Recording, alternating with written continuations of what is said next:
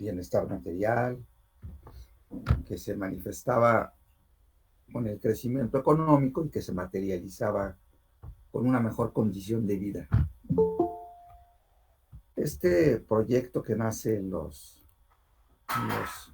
por 40, a partir de los años 40, después de la expropiación del 38, había provocado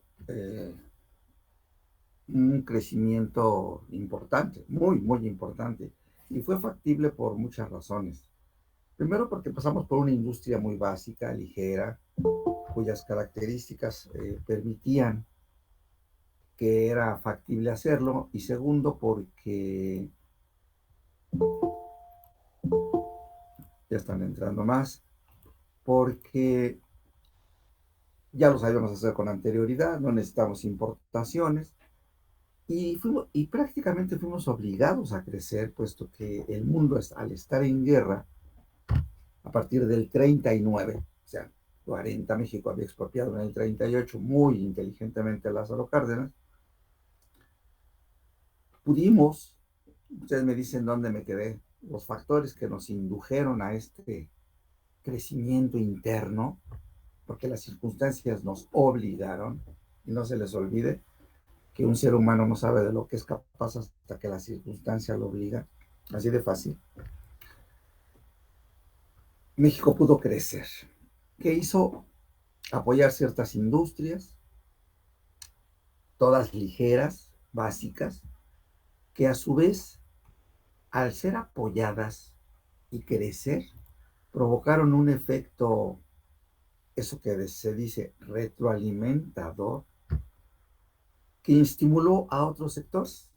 Dijimos que, por ejemplo, la industria alimentaria, pues iba a generar conservas, refrescos, vinos, embutidos, etcétera, etcétera, pues necesita de otros sectores. Especialmente, por ejemplo, en el caso de la industria alimentaria. Recuerden que cuando yo digo industria alimentaria, estoy hablando ya de productos procesados por la industria. Bueno, pero el gran abastecedor es la agricultura, la ganadería y la pesca. Por lo tanto, crecerían como resultado del crecimiento de la industria alimentaria, minera, textil, calzado, petróleo, vidrio. Inclusive vimos un pequeño video, ¿se recuerdan o no? ¿Se vio o no se Sí, vio? profesor, sí. Ok, bueno. Entonces empezaron a crecer otras actividades. ¿En qué periodo lo hicimos? Por ejemplo, en el de Ávila Camacho, que fue el último general como presidente de México hasta la fecha, y a partir de Miguel Alemán, los presidentes son ya de orden civil.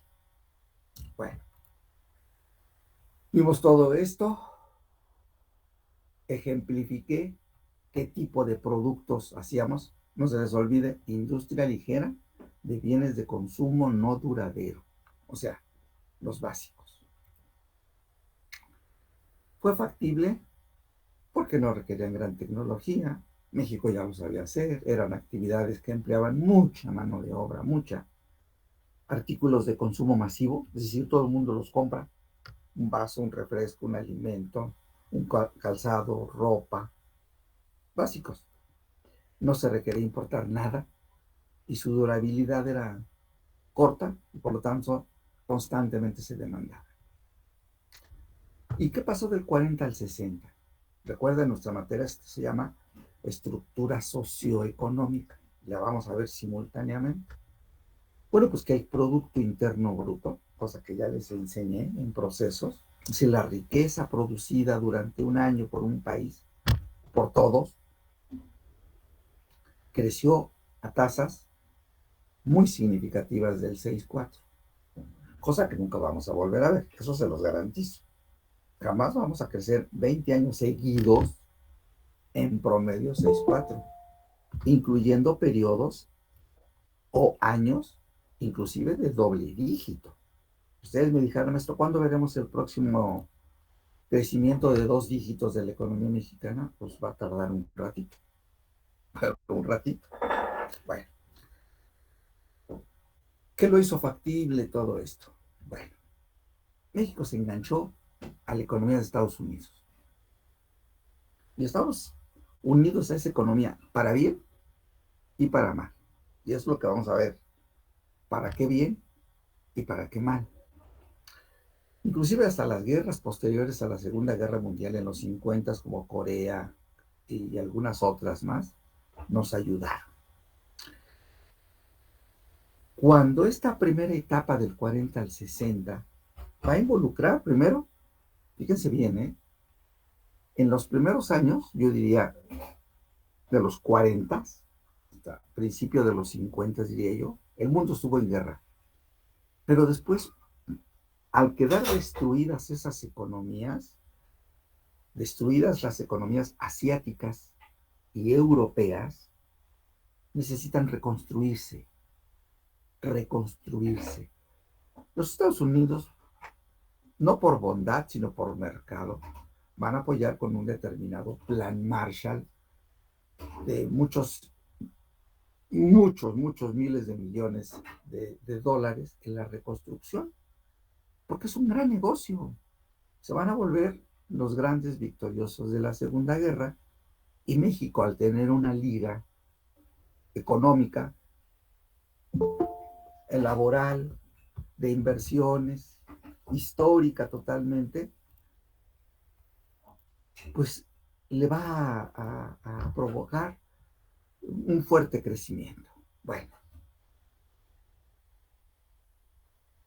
¿qué caracterizó a este periodo 40-60? Bueno, primero, que al haberse cumplido el crecimiento permitió una diversificación de actividades industriales. Como una ganancia un crecimiento del 6,4, pues evidentemente que provoca ganancias altas, que se concentraron de manera oligopólica en los nuevos ricos que iba a tener este país. Y no estoy en contra de los ricos, estoy a favor de que todos seamos ricos, no soy tonto. Y se dio una concentración del ingreso que, lógico, iba a provocar pobreza, que no era el objetivo del desarrollo. Sí se cumplió la estrategia de crecimiento, pero no de desarrollo. ¿Cómo se dio esta transferencia deliberada del sector primario al industrial? A través de los insumos baratos, controlados por el Estado, por precios de garantía. No recuerdo hasta dónde vimos el video, ¿se acuerdan? Vimos, No, vimos un pedacito nada más de video. creo que no vimos ningún video, profe. Ah, muy bien, hija. No, no lo Entonces, vimos. ok, entonces vamos a ver ese video. A ver, déjenme ver. Lo coloco rápidamente. Denme un segundo.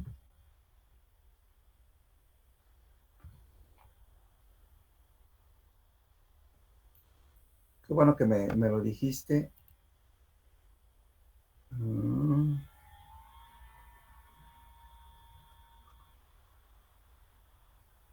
ahí es. Déjame ver otra vez en el. ¿Cómo se llama el archivo? Se llama.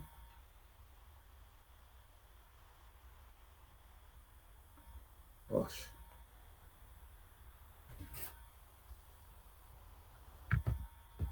otra vez por acá. Y acá está. Ahorita lo pongo en pantalla. Denme un segundo. Le ponemos pausa a eso. Y lo presentamos.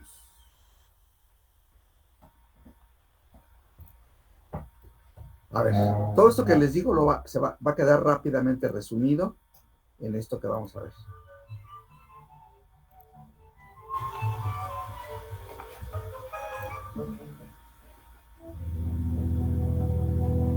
La primera etapa, que parte de 1940 y llega a los primeros años de la década de los 50, se caracterizó por el crecimiento industrial y por el aumento en la producción de mercancías que se produce a partir de la Segunda Guerra Mundial. La necesidad de los países en guerra Al destinar sus recursos a la producción de armamentos, originó una gran demanda de productos que fue satisfecha con las mercancías mexicanas. Asimismo, la industria nacional tuvo que producir las mercancías que antes se compraban en el exterior a los países que estaban en guerra. Es decir, se desarrolló la política de sustitución de importaciones iniciada en México desde la crisis económica mundial de 1929. Es así como se desarrollaron en nuestro país empresas productoras de azúcar, alcohol, cerveza, alimentos industrializados, tabaco, textiles, cemento, papel y vidrio, entre muchos otros productos. Es decir, se desarrolló la industria ligera productora de bienes de consumo que no necesitaba una gran tecnología.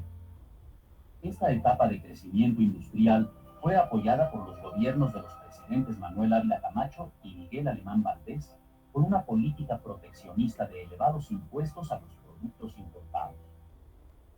De igual forma, dichos gobiernos apoyaron la industrialización con la creación de obras de infraestructura en comunicaciones y transportes. Sin embargo, este crecimiento industrial no hubiera sido posible sin los recursos aportados por el sector agrícola. Durante la expansión industrial, el campo mexicano proporcionó alimentos baratos a la población urbana, lo que permitió mantener bajos los salarios, siendo esta condición un atractivo para los inversionistas. Por otra parte, la industria obtuvo materias primas baratas como por ejemplo el algodón para la industria textil.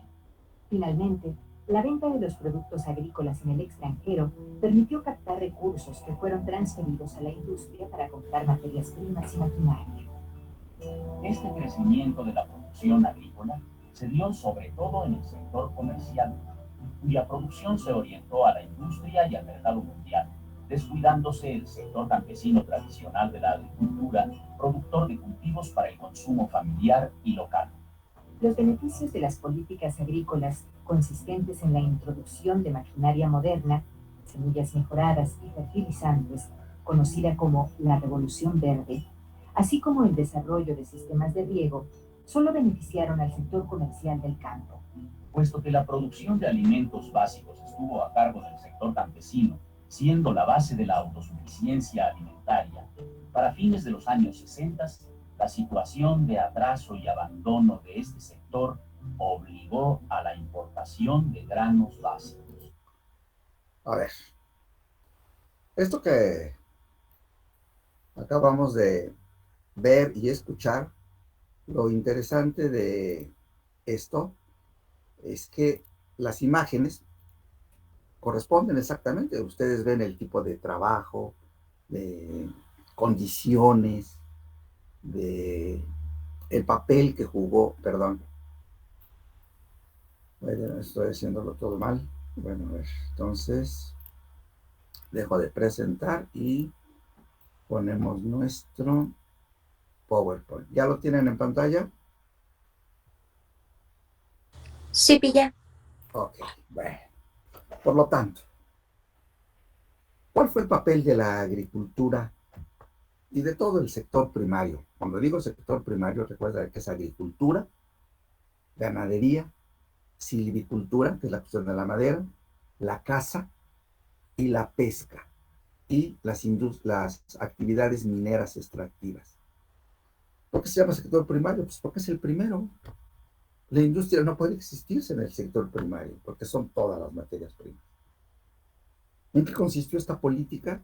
De transferir, casi casi yo diría, ordeñar al sector primario, pues a través de transferencias de insumos baratos, dos, de una mano de obra abundante que venía del medio rural a la industria, que no requería de una gran capacitación, y que quien exportaba, que era el sector primario, la minería, el petróleo, la agricultura, la ganadería, las divisas que tomaba Banco de México se las prestaba o se utilizaban en los programas de industrialización y solamente se apoyó a cierta agricultura exportadora, pero no a la agricultura de subsistencia tradicional de una gran masa de la población. El abandono histórico que todavía tenemos, abandono histórico de una parte muy importante de la actividad primaria, que fue la que abasteció. Por lo tanto, podríamos resumir que la expansión de la producción agrícola fue el factor número uno. Dos, que el mercado interno, al estar protegido, proteccionismo con tasas arancelarias altas, le dio al industrial mexicano el mercado. Las importaciones, si las querías hacer, eran muy costosas por los impuestos. Por lo tanto, lo que se vendían realmente eran los productos nacionales. Y tercero, cuando termina la guerra en el 45, empiezan a... Porque el gran triunfador fueron los Estados Unidos, y México, al estar ligado a esa economía, se va a ver beneficiado, entre comillas, porque empieza a llegar la atracción de capitales y de inversiones a nuestro país. Ya, están todavía entrando. Bueno. Y empieza a aparecer otro sector que va a ser, que todavía no hemos hecho nuestro. Y es una vergüenza realmente, porque se basa en, ni siquiera en cuestiones tecnológicas, es el turismo. ¿Qué hace fuerte a un país para ser, porque México es el 10º país en turismo? ¿Qué es lo que qué es lo que lo hace fuerte para ser un país altamente turístico? Primero diría que uno de los factores más importantes, no los voy a decir por orden de importancia, pero antes que nada es el clima. Y este país tiene un clima impresionantemente bueno. Dos, sus recursos en términos de playas, costas, mares, desiertos, selvas, es impresionante. Tiene una historia enorme, enorme. Nosotros no nos damos cuenta. Pero, por ejemplo, ahorita todo lo que está sucediendo en Teotihuacán, híjole, para que tengan idea, seguramente han ido. Bueno, pues lo que ustedes ven ahí es el 10% de lo que era la ciudad. Escuchen, solamente el 10, la parte central. Teotihuacán tenía alrededor de 4 kilómetros de área, digamos. 4 kilómetros. Era tal vez una de las ciudades en ese momento en el mundo de las más grandes. Y sabemos muy poco. Pero si les digo toltecas, mayas, zapotecas, tenemos una historia enorme. Y eso, en términos del turismo, es maravilloso. Nuestro trato hacia el turismo, escuchen, es de lo mejor del mundo. Y se los digo porque he viajado poco y el trato del mexicano es impresionantemente bueno. Enorme. Entonces el turismo va a jugar, pero ese turismo, por ejemplo, en la actualidad, mucho de él no está en manos de mexicanos. Hoteles extranjeros, compañías de aviación, restaurantes, y debiera ser nuestro. Pero bueno, eso ya lo veré más adelante. Y eso tiene que ver con mucho con lo que va a ser industria o actividad ferroviaria. Pero lo veré más adelante. Quizá en el tercer departamental vamos a hacer un análisis de la importancia del sector ferroviario en el crecimiento y en el desarrollo económico. Bueno, termina los 60. Llegan los 70 y México va a abordar una segunda etapa de su modelo sustitutivo de importaciones. Seguimos con nuestra rígida política proteccionista que elimina virtualmente la competencia externa de los mercados y le deja el producto o el mercado, los consumidores, a la industria nacional, que era parte nacional y parte extranjera. Pero a partir de los 60 llega una muy fuerte inversión, tanto del sector público como privado, nacional, y empieza a aparecer de manera muy fuerte la inversión extranjera, que se caracteriza por ser una industria pesada. Y es una industria que busca, más que el mercado nacional, el mercado externo. Es decir, nos van a utilizar como parte de la cadena de valor de las empresas de inversión extranjera para producir bienes que no se busca tanto que sean para México, el mercado nacional, sino el mercado externo. ¿Qué industrias son estas? Bueno, a diferencia de las primeras que vimos del 40 al 60, estas se denominan no ligeras sino pesadas. Automotriz, química, petroquímica, fertilizantes, cemento, grandes industrias siderúrgicas, construcción de barcos, la metalmecánica y la electrónica.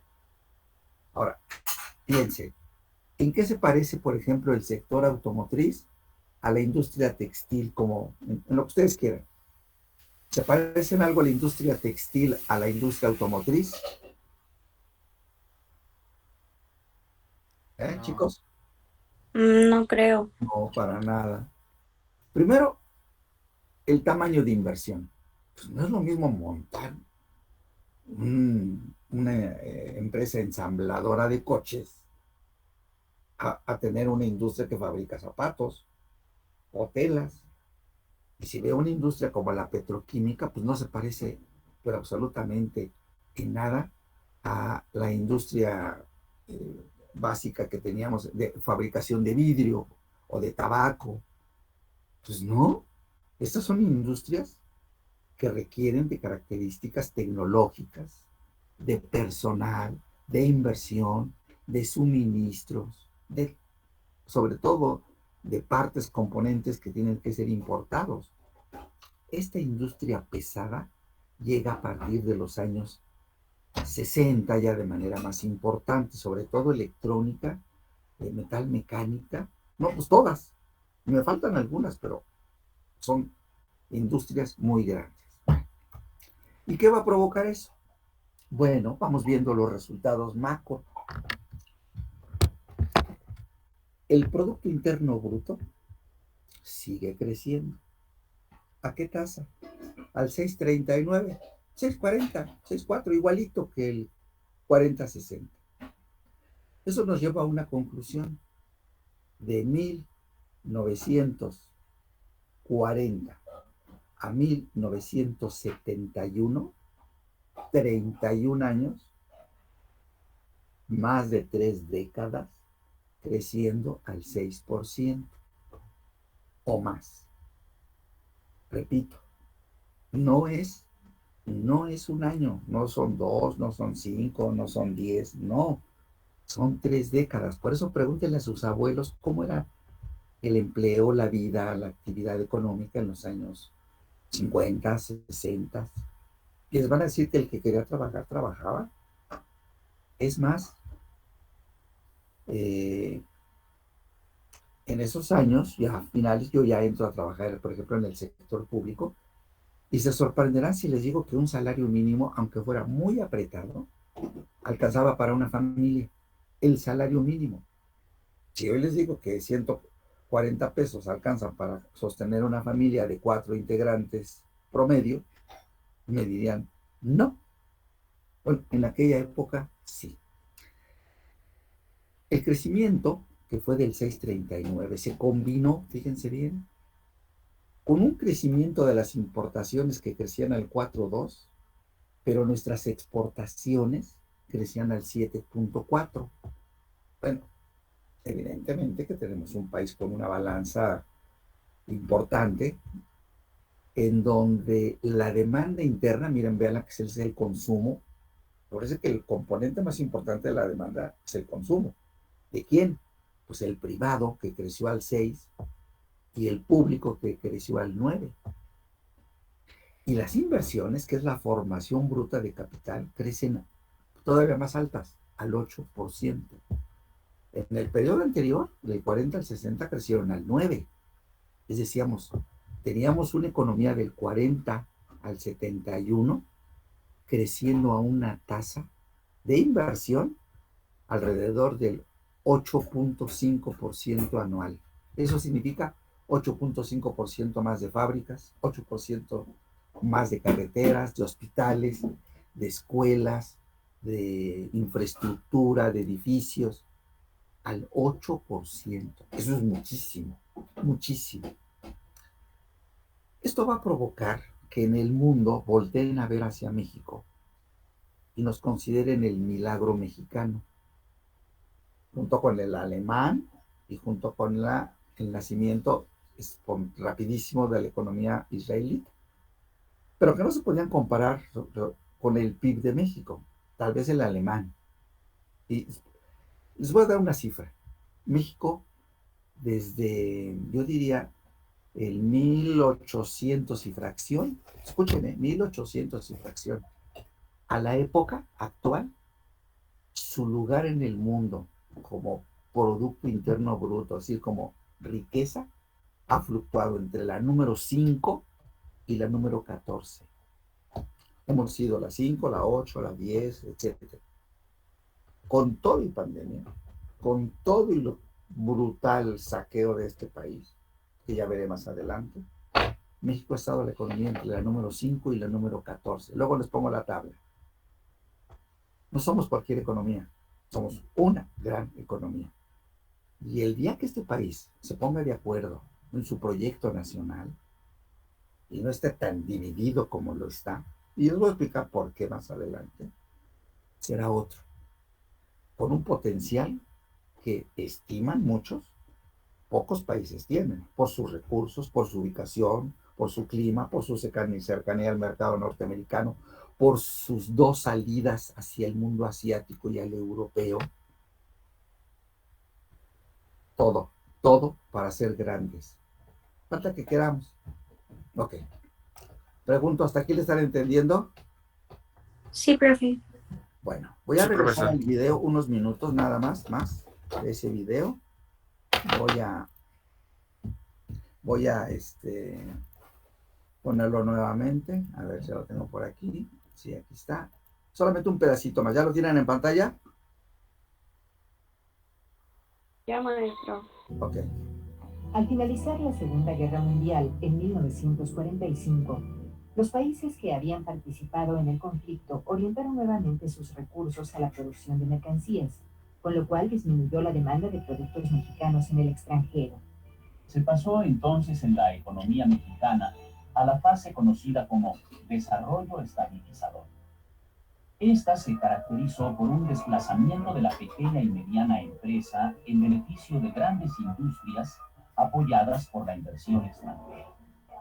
En esta fase, se continuó con la sustitución de importaciones, pero ya no de artículos de consumo básicos, sino de bienes de consumo durable, insumos para la industria, maquinaria y equipos. Esta política, iniciada en 1955 con el gobierno de Adolfo Ruiz Cortines, se continuó en los periodos gubernamentales de López Mateos y Díaz Ordaz hasta 1970. Se le llamó desarrollo estabilizador a esta época. Bueno, a ver.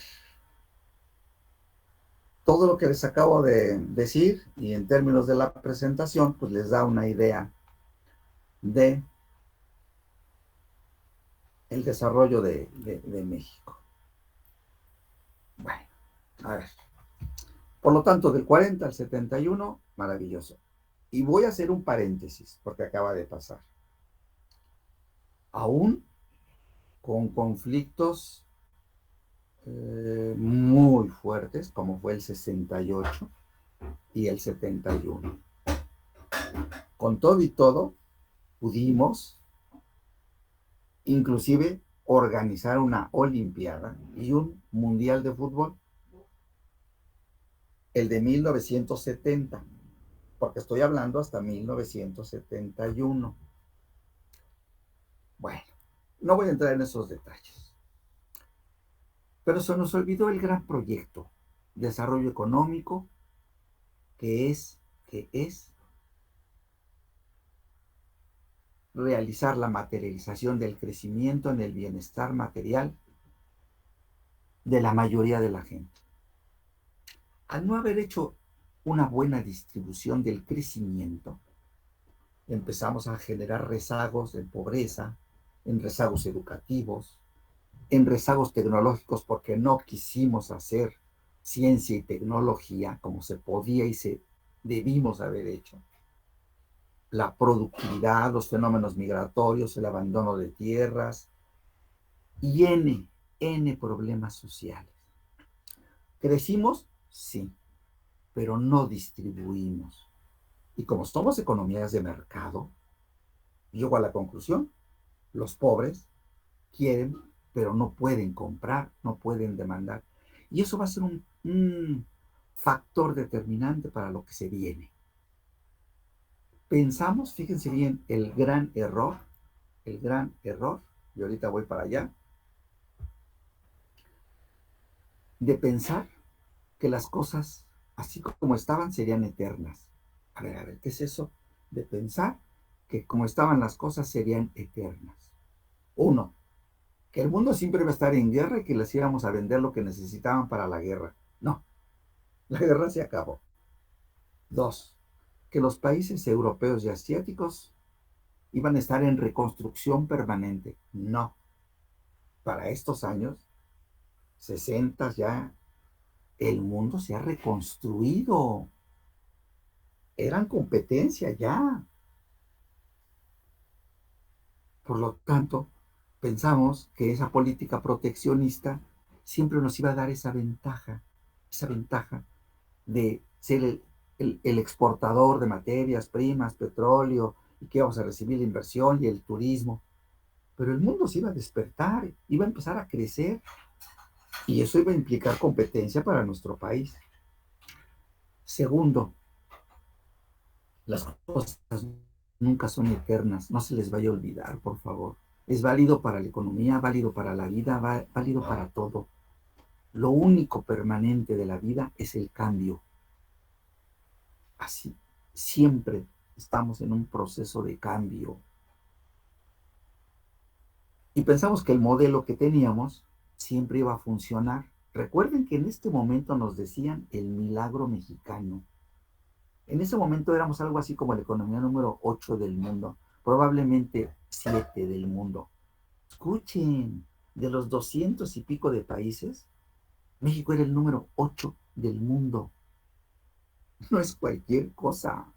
Y el socio comercial, primero número 1 en los años 50 y número 2 de los años ya 60 y 70. El socio comercial del país más poderoso no es cualquier cosa. ¿Qué pasó? ¿Por qué dejaron de funcionar las cosas? A ver, los voy a llevar a un consultorio donde ustedes van a ser el médico que atiende ahí.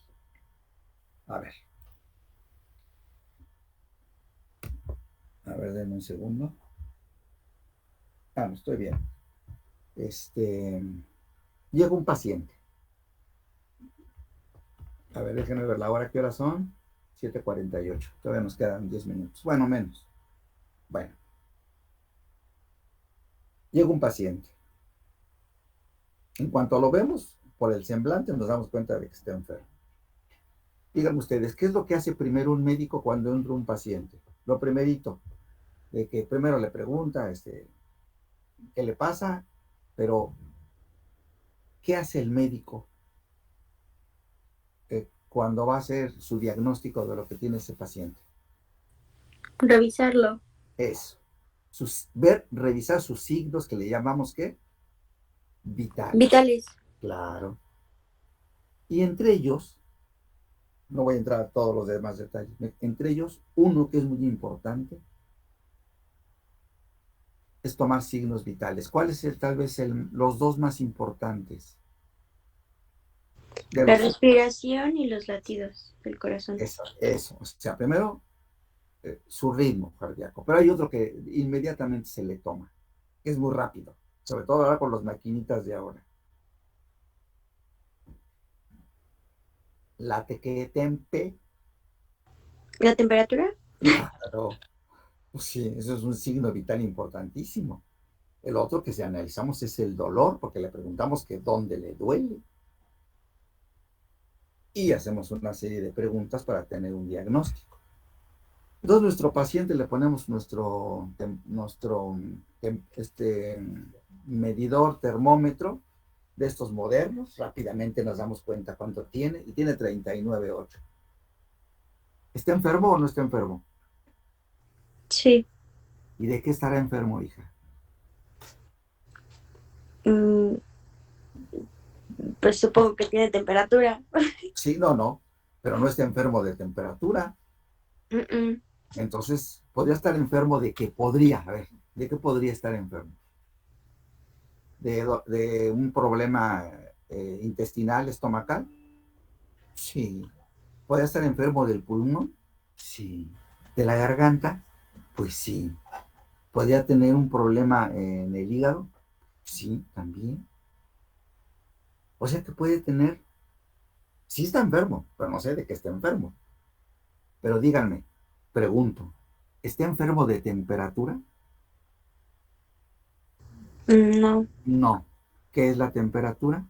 es una respuesta natural al cuerpo. Eso. Además, necesaria porque le avisa al ser humano, como el dolor. Imagínense que no sintiéramos dolor, podríamos habernos estar desangrando y no tendríamos ningún dolor. El dolor está ahí porque sirve, igual que la temperatura, manifiesta que hay un desequilibrio interno. Bueno, pues cuando la economía se enferma, le sube la temperatura y por lo tanto, manifiesta sus desequilibrios a partir de la inflación que se manifiesta en ese cuerpo que es la economía. Ahora bien, durante los años 40, 50, México había tenido una inflación en promedio hasta el 65 del 2,5 promedio de inflación. 2,5. Inclusive en este periodo, por ejemplo, ahí veo el 61 y el 59, los precios no solo crecieron, sino hasta ligeramente bajaron. Está bien, perfecto. Recuerden que hasta aquí estoy hablando de la primera etapa sustitutiva y también parte de la segunda etapa, pero luego viene la inversión extranjera fuerte, grande, pesada, a partir de los 60, y la inflación hasta 1971 era muy controlable, pero ya había crecido al 3,79, casi el 4, pues cercano al 4. Pero en los mediados ya de los 70, la inflación alcanza cifras de más del 20%, que en promedio eran alrededor del 18%. Es evidente que algo ya no estaba funcionando. Algo estaba pasando en la economía mexicana, que decía que el modelo se estaba agotando. Una empresa, ustedes van a trabajar para empresas, debe permanentemente diagnosticar qué está pasando y adecuar en su toma de decisiones su papel y la estrategia de mercado, de producción, de tecnología, de búsqueda de métodos, de diseño, de innovación. El que se quede estancado y no ve hacia adelante, pensando que va a ser eterno, por ejemplo, piensen ustedes en su salud. Vean a sus padres, vean a sus abuelos, y les puedo asegurar, casi, que la condición de salud, por ejemplo, de sus abuelos, fue pasando de un estadio muy sanos, probablemente inclusive algunos todavía lo sean, sus padres, y que pasado el tiempo se deteriora por una condición natural, normal. Bueno, pues una economía es igual. Una economía necesita ir entendiendo y adecuando para prepararse a los cambios. Y el país que no se prepara para los cambios, se lo van a llevar. No tiene pierde. ¿Ustedes qué están haciendo? Preparándose para el cambio. En educación, en preparación, en conocimiento. Porque no siempre va a ser eterno la beca González, la beca Rodríguez, la beca familiar.